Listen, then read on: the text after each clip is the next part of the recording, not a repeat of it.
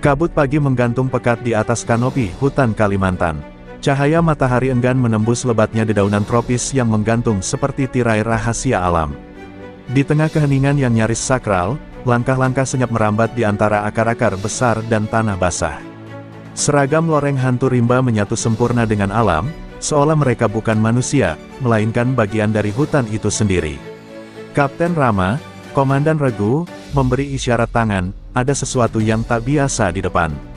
Semuanya menunduk, menyatu dalam diam, mengintai ke arah sebuah celah tanah yang menganga. Celah itu tak biasa, diameternya hampir 10 meter, melingkar sempurna seperti terowongan buatan, namun tanpa bekas alat berat. Aroma logam dan bau hangus samar menyeruak dari dalam lubang. Burung-burung tak terdengar lagi, seolah hutan pun menahan napas. Kapten Rama melangkah maju, menyalakan senter taktis dan mengarahkannya ke kedalaman. Cahaya hanya menembus beberapa meter sebelum lenyap ditelan kegelapan pekat, seakan lubang itu tak punya dasar. Tapi di balik gelap itu, samar-samar, ada kilauan, sesuatu yang memantulkan cahaya seperti logam, bukan batu, bukan akar.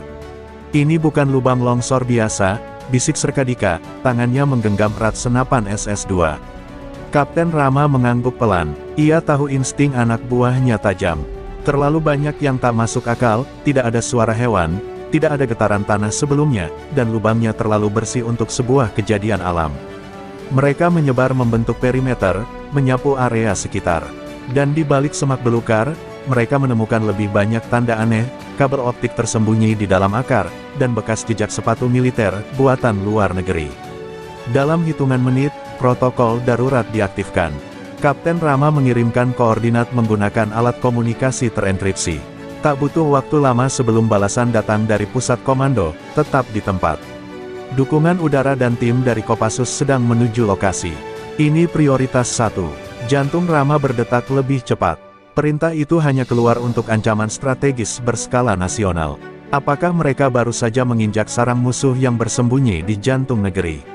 Langit mulai mendung, dan angin kencang menggerakkan pepohonan seperti sedang menyampaikan peringatan. Di kejauhan, suara helikopter terdengar samar. Tapi lebih dahulu dari suara baling-baling itu, terdengar sesuatu dari dalam lubang, sebuah gema, seperti dentuman, atau mungkin langkah kaki. Semuanya menoleh. Mata mereka terpaku ke arah lubang yang kini terasa seperti mulut raksasa yang mengintip balik. Ada sesuatu di bawah sana. Sesuatu yang bukan hanya buatan manusia, atau mungkin, sesuatu yang seharusnya tak pernah ditemukan. Di tengah hening yang mencekam, Kapten Rama bergumam pelan, kita baru saja membuka halaman pertama dari perang yang tak tertulis, dan hutan pun kembali diam, menyimpan rahasia lubang itu bersama hawa yang mulai dingin, seolah malam datang lebih cepat dari seharusnya. Helikopter Super Puma mendarat mulus di atas lapangan darurat yang dibuka cepat oleh tim pendahulu. Debu dan dedaunan beterbangan, mengaburkan sosok-sosok yang turun dari pintunya. Pasukan Kopassus berpakaian hitam dengan mata tajam menelusuri tiap sudut hutan seperti pemburu di wilayah asing. Mayor Raka, komandan tim Kopassus, bersalaman singkat dengan Kapten Rama. Tak ada basa-basi, tatapan mereka cukup untuk mengerti bahwa apa yang mereka hadapi bukan sekadar anomali, tapi potensi ancaman nasional. Penyisiran dilanjutkan ke sektor timur lubang. Di balik akar pohon besar, ditemukan kotak logam tersembunyi dalam tanah. Saat dibuka, di dalamnya terdapat alat pemancar sinyal berfrekuensi tinggi, bukan buatan lokal, melainkan model yang biasa digunakan dalam operasi intelijen luar negeri. Perangkat itu masih aktif, berkedip pelan dengan detak lampu merah seirama dengan denyut ketegangan para prajurit. Serkadika mendekat, mencatat nomor seri di tubuh alat tersebut. Ini pakai chip dari Singapura, gumamnya. Wajah-wajah di sekelilingnya menegang. Mereka tak berhenti di situ. Beberapa meter dari situ, terselip di antara bebatuan dan daun kering, ada bekas bungkus ransum militer, berbahasa Melayu. Tak ada keraguan, ini adalah titik pijak dari operasi rahasia yang melibatkan elemen asing, dan kemungkinan besar, penyusup sudah mengetahui bahwa lubangnya telah ditemukan. Jejak itu seolah meninggalkan pesan, kami ada di sini, dan kami sudah lebih dulu dari kalian. Mayor Raka segera menghubungi pusat kendali. Kemungkinan keterlibatan asing sangat tinggi. Dugaan awal, infiltrasi oleh satuan bayangan yang memiliki akses intelijen regional. Balasan yang datang lebih cepat dari dugaan, sahkan protokol merah damar. Seluruh perimeter dikunci. Jangan beri ruang untuk keluar ataupun masuk. Kalimat itu sederhana, tapi artinya jelas, mereka berada dalam wilayah perang senyap. Tak ada negosiasi, tak ada kompromi. Malam pun tiba lebih cepat di hutan Kalimantan. Lampu-lampu inframerah menyala, dan pasukan berpencar dalam formasi taktis. Di atas pohon tertinggi, sniper hantu rimba membidik dalam diam, menunggu bayangan bergerak di balik gelap. Dan saat itu, sesuatu tertangkap kamera termal, sosok berjalan cepat, berusaha menembus batas perimeter utara. Namun yang lebih mengejutkan, sosok itu bukan satu, melainkan 4, dan mereka bergerak seperti terlatih. Mereka tahu posisi patroli, mereka tahu cara menghindari sensor. Kapten Rama dan Mayor Raka saling berpandangan. Tak ada waktu lagi, lubang itu bukan pusatnya, melainkan pintu masuk. Pintu menuju jaringan yang jauh lebih dalam, dan mungkin, lebih luas dari sekadar hutan Kalimantan. Di tengah kegelapan, perintah terakhir malam itu keluar dari radio komunikasi, targetkan hidup. Kita butuh mereka bicara, dan malam pun menjadi sunyi kembali, menahan napas, menunggu suara letusan pertama dari konflik yang mulai menampakkan wajahnya. 3 hari setelah penemuan lubang, operasi garis senyap resmi diluncurkan. Operasi ini bersifat tertutup, tak tercatat dalam berita, dan bahkan tak semua pejabat tinggi negara mengetahuinya. Di tengah konflik global yang memanas dan ketegangan regional yang merayap diam-diam, Indonesia memilih bergerak dalam bayangan. Tujuannya satu, melacak dan menumpas jaringan infiltrasi asing sebelum benih konflik tumbuh menjadi perang terbuka. Garis perbatasan Kalimantan Malaysia pun kini menjadi panggung senyap, tempat segala kemungkinan bisa terjadi. Tim gabungan hantu rimba dan Kopassus dibagi menjadi 3 satuan kecil. Kapten Rama memimpin unit lintas hitam, yang ditugaskan menyusup ke jalur distribusi logistik ilegal di hutan dekat Entikong. Informasi dari perangkat yang ditemukan menunjukkan pengiriman rutin yang mencurigakan, konvoi kecil tanpa identitas yang bergerak hanya saat cuaca ekstrim. Malam itu hujan turun deras, langit diselimuti awan kelabu, dan bau tanah basah menyatu dengan aroma ketegangan. Saat itulah unit lintas hitam bergerak. Mereka mengikuti jalur yang tampak seperti jalan setapak biasa, namun setiap beberapa kilometer ditemukan sensor mikro dan kamera gerak tersembunyi. Salah langkah sedikit, alarm bisa menyebar ke jaringan bawah tanah yang belum sepenuhnya mereka pahami. Di sebuah lembah kecil, mereka temukan bunker tersembunyi, kamuflase sempurna dengan bebatuan dan tanaman liar. Mayor Raka memimpin penyerbuan. Dengan kode senyap, pintu logam digedor dan ledakan senyap membuka akses masuk. Di dalam bunker, mereka menemukan ruang komando yang masih aktif, dengan monitor yang menampilkan peta digital Kalimantan, garis merah yang menandai rute-rute ilegal, dan ikon kecil berbentuk drone. Dokumen strategis tersebar di meja, beberapa mencantumkan daftar nama warga lokal yang ditandai sebagai target pengaruh, lengkap dengan afiliasi politik dan sosial. Lebih mengerikan lagi, ada satu dokumen dengan kop surat tidak resmi, mengindikasikan keterlibatan entitas dari luar ASEAN. Semua ini bukan hanya tentang mata-mata, tapi tentang skema jangka panjang untuk melemahkan fondasi bangsa. Salah satu prajurit menemukan loker besi tersembunyi berisi drone mikro bersenjata dan perangkat penyadap suara kelas tinggi. Alat-alat ini tak mungkin dijual bebas. Kapten Rama menggenggam erat salah satu drone sambil berkata pelan, kalau mereka bisa masuk sejauh ini, berapa banyak lagi lubang seperti itu di tempat lain? Tak ada yang menjawab, tapi semua tahu, inilah awal dari operasi yang lebih besar. Ini bukan lagi soal pertahanan perbatasan, tapi soal mempertahankan kedaulatan yang perlahan sedang digerogoti dari dalam. Sebelum mereka sempat mengamankan seluruh tempat, bunyi bip panjang terdengar dari salah satu panel di dinding. Waktu hitung mundur muncul di layar, 60 detik. Bom! Bongkar tempat ini, semua keluar sekarang, teriak Mayor Raka. Dalam hitungan detik, mereka keluar dari bunker. Ledakan terjadi sesaat setelah mereka berlindung di balik batu besar. Cahaya menyambar langit malam, disertai guncangan tanah yang mengingatkan mereka, musuh mereka bukan amatir.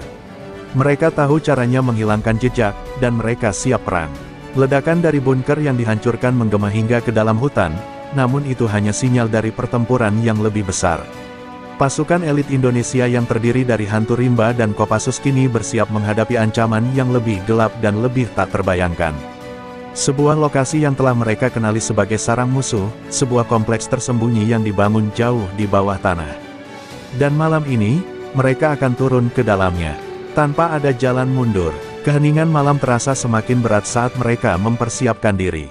Helm, pelindung tubuh, dan perlengkapan tempur dipasang dengan tangan yang cekatan.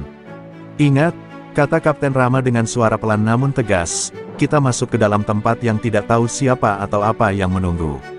Keberhasilan misi ini bergantung pada kecepatan kita menetralkan ancaman, sebelum mereka bisa melarikan diri atau menghancurkan bukti." Mata mereka saling bertemu, penuh tekad.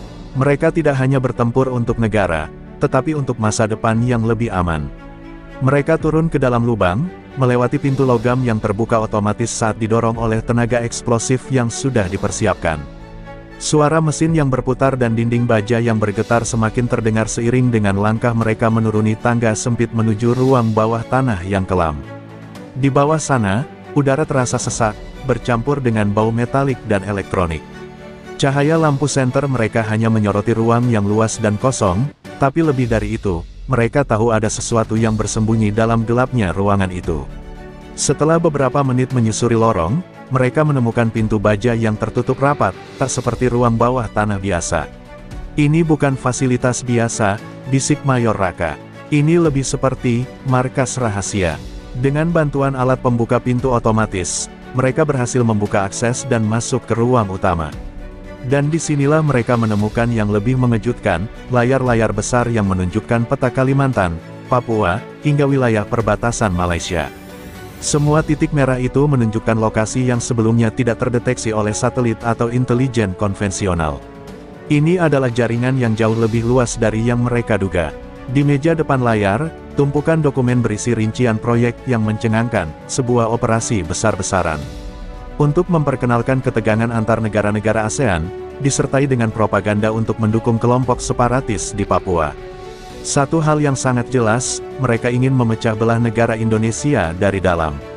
Sementara itu, dalam beberapa ruangan lain, ditemukan berbagai perangkat pengintai, alat pemancar sinyal canggih, dan bahkan rekaman video yang menunjukkan aktivitas kelompok separatis. Musuh mereka memiliki akses ke sumber daya yang lebih besar daripada yang dibayangkan. Semua ini adalah bagian dari upaya untuk memperlemah pertahanan Indonesia dan memanfaatkan ketegangan di Papua. Namun, suasana menjadi lebih tegang saat suara langkah kaki terdengar dari kejauhan. Bukan langkah biasa, melainkan suara sepatu militer yang berpadu dengan bunyi mesin yang bergerak pelan. Ada orang di dalam ini. Pasukan mereka mungkin sudah terdeteksi. "Kita tidak sendirian," kata Kapten Rama. "Bersiaplah, mereka pasti tahu kita sudah masuk." Dalam sekejap, senapan disiapkan, tangan siap menggenggam pelatuk. Ketegangan semakin meningkat saat sosok-sosok mulai muncul di koridor gelap, dilapisi bayangan-bayangan yang sulit dikenali. Musuh mereka siap menghadapi, dan pertempuran yang sebenarnya baru saja dimulai. Mata Rama berkilat tajam. "Kita akan menuntaskan ini malam ini. Pastikan mereka tak bisa keluar hidup-hidup."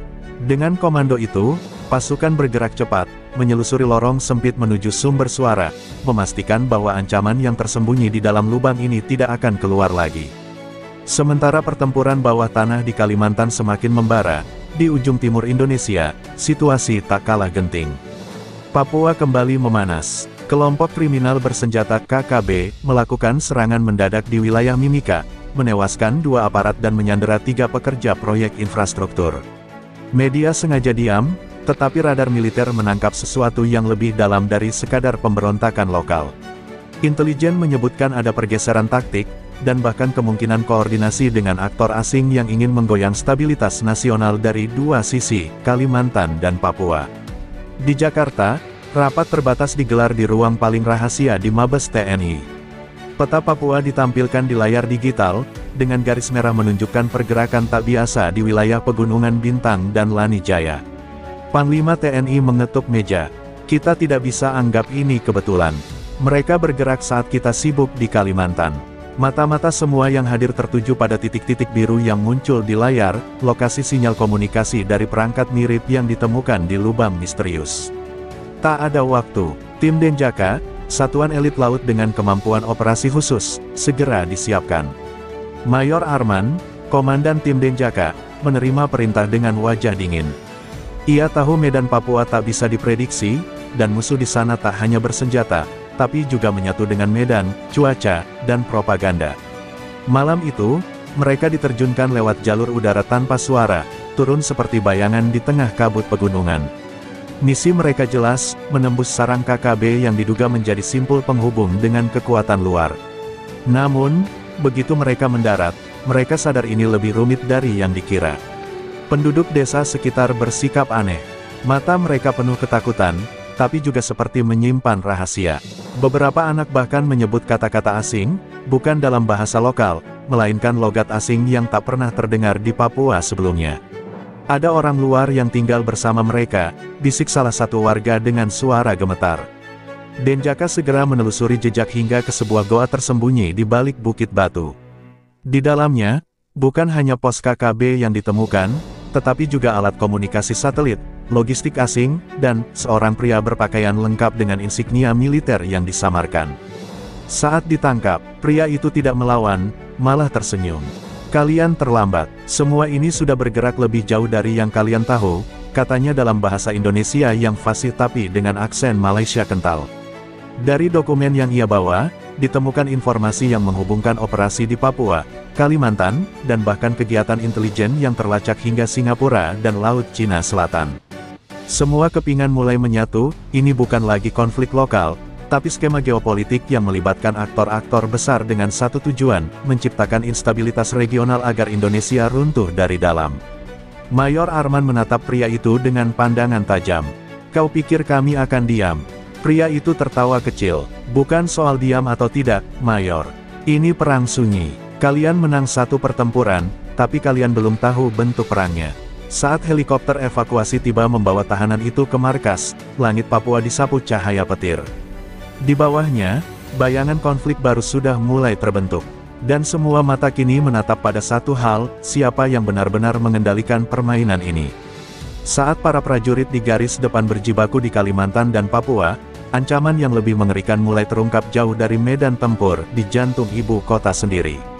Dalam penyelidikan internal yang digelar Badan Intelijen Strategis, BAIS, ditemukan kebocoran informasi tingkat tinggi. Data satelit, rencana operasi, dan posisi pasukan diketahui pihak asing sebelum waktu seharusnya. Dan tak butuh waktu lama untuk menyadari kenyataan pahit itu, ada pengkhianat di dalam sistem. Seorang perwira tinggi yang selama ini tak pernah dicurigai, ternyata adalah mata dua wajah. Mayor Raka mendapat informasi tersebut secara langsung dari kepala BIN dalam ruang tertutup. Dia orang kita, tapi juga bukan. Sudah bertahun-tahun dia tanamkan keraguan, perlahan menyabotase dari dalam. Nama yang muncul membuat darahnya mendidih, Kolonel Bagas, salah satu penghubung militer ke Kementerian Strategis, orang yang selama ini mendukung penggelaran operasi senyap dan kini terbukti menjadi agen infiltrasi yang bekerja untuk konsorsium asing. Motifnya bukan sekadar uang, tapi ideologi, bahwa Indonesia terlalu besar untuk tidak dikendalikan. Segera, tim khusus dibentuk. Penangkapan Kolonel Bagas tak bisa dilakukan secara terbuka. Ia dilindungi posisi, kekuasaan, dan koneksi.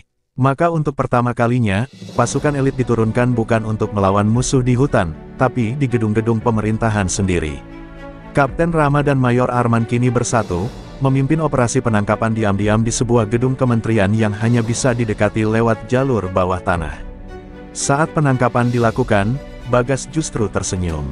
"Kalian pikir aku sendirian? Ini baru permukaan. Di atas aku, ada nama-nama yang kalian sembah setiap hari." Sebelum dibawa keluar, Bagas memberikan sebuah chip data kecil, nyaris tak terlihat. "Kalau kalian berani, buka ini. Tapi bersiaplah kehilangan kepercayaan pada negeri ini." Kapten Rama menatap chip itu seolah memegang racun. Data yang ditemukan di dalamnya mengguncang segalanya, nama-nama tokoh besar, pejabat, bahkan beberapa jenderal yang disebut dalam komunikasi rahasia dengan pihak luar. Peta konspirasi itu membentang seperti jaring laba-laba, tak hanya di Indonesia, tapi hingga ke Singapura, Malaysia, dan kepulauan kecil di Filipina Selatan. Di Kalimantan, pertempuran mulai memanas lagi. Pasukan hantu rimba menemukan lubang kedua, jauh lebih besar, dan kali ini dijaga oleh milisi bersenjata lengkap. Pertempuran sengit tak terhindarkan. Mereka sadar, ini bukan hanya penyusupan, tapi benteng terakhir musuh. Saat peluru bersahutan dan tanah berguncang karena ledakan, komunikasi masuk ke headset Kapten Rama, target utama sudah bergerak. Evakuasi darurat menuju perbatasan. Mereka tahu kita, sudah tahu. Kapten Rama menghela napas, lalu memberi perintah terakhir malam itu, tak ada yang keluar dari lubang itu hidup-hidup. Langit Kalimantan kembali gelap, tapi di antara bayang-bayang pohon dan suara perang, satu hal menjadi jelas, peperangan ini bukan lagi soal peluru atau senjata. Ini soal kebenaran, pengkhianatan, dan pertarungan untuk menjaga bangsa tetap utuh. Dan pertempuran terakhir, tinggal menunggu waktu. Fajar belum mereka ketika helikopter taktis mendarat di titik paling dalam Kalimantan, hanya beberapa kilometer dari perbatasan Malaysia. Di bawahnya, bunker terakhir telah terdeteksi, struktur bawah tanah raksasa yang nyaris menyerupai kota mini. Operasi Pamungkas diberi nama Titik Nol, merujuk pada lokasi strategis yang, menurut dokumen dalam chip Kolonel Bagas, adalah pusat kendali seluruh skema infiltrasi yang telah menjalar ke berbagai penjuru Indonesia. Ini bukan hanya sarang terakhir, ini adalah jantung konspirasi. Pasukan gabungan Hantu Rimba, Kopassus, dan Denjaka bersatu untuk terakhir kalinya. Di bawah komando langsung Kapten Rama dan Mayor Arman, mereka menyusup lewat 3 jalur berbeda, jalur sungai, udara malam, dan terowongan alam yang ditemukan warga lokal. Bunker itu tidak hanya dijaga oleh milisi asing, tapi juga oleh sistem keamanan otomatis, perangkap elektronik, drone, dan senjata sensorik buatan luar negeri. Namun malam itu, rasa takut tak lagi ada. Yang tersisa hanyalah tekad menyudahi semuanya. Pertempuran berlangsung brutal dan sunyi. Tidak ada media, tidak ada siaran. Hanya suara tembakan, ledakan, dan teriakan perintah dalam bahasa kode. Dalam ruang komando bunker, ditemukan seorang pria yang selama ini hanya dikenal lewat sandi, Orion, dalam utama, ex-operator intelijen asing yang membelot dan membentuk jaringan bayangan di Asia Tenggara. Ketika ditangkap, ia hanya berkata, "Negara kalian terlalu sibuk bertengkar di dalam, jadi kami masuk lewat celah-celah itu." Dan sebelum tim sempat mengamankan seluruh data di komputernya, dia menekan satu tombol, Fail Safe Protocol Initiated. Seluruh sistem mulai runtuh. Bangunan bunker mulai berguncang. Timer penghancur otomatis menyala, 4 menit. Kapten Rama memerintahkan evakuasi, tapi ia sendiri kembali masuk ke ruang komando demi menyelamatkan data. Keluar semua, data ini bisa selamatkan negeri ini dari pengulangan sejarah. Jeritnya lewat radio. Mayor Arman mencoba kembali masuk, namun terlalu terlambat. Di detik terakhir, Rama mengirim file itu lewat transmisi darurat, sebelum ledakan besar mengguncang tanah Kalimantan. Lubang itu tertutup selamanya, dan tubuh Rama terkubur bersama konspirasi yang coba ia hentikan. Beberapa minggu kemudian, pemerintah mengumumkan pembubaran beberapa lembaga strategis dan restrukturisasi besar di tubuh intelijen nasional. Tidak semua nama dalam chip dipublikasikan, demi menjaga stabilitas. Tapi rakyat tahu, sesuatu yang besar telah terjadi. Kapten Rama diabadikan sebagai pahlawan tanpa tanda jasa. Namanya tidak pernah muncul di koran, tapi bagi pasukan elit, ia adalah legenda. Sementara Mayor Arman ditunjuk memimpin satuan baru, satuan bayangan yang bertugas memastikan lubang-lubang seperti itu tak pernah lagi muncul di tanah Nusantara. Di sebuah lereng sunyi Kalimantan, sebatang pohon ditanam di atas lokasi bunker. Di bawahnya tertanam prasasti kecil tanpa nama. Hanya ada satu kalimat yang terukir di atas batu itu. Negeri ini tetap berdiri, bukan karena tidak punya musuh, tapi karena masih ada yang rela mati dalam gelap agar cahaya tetap menyala.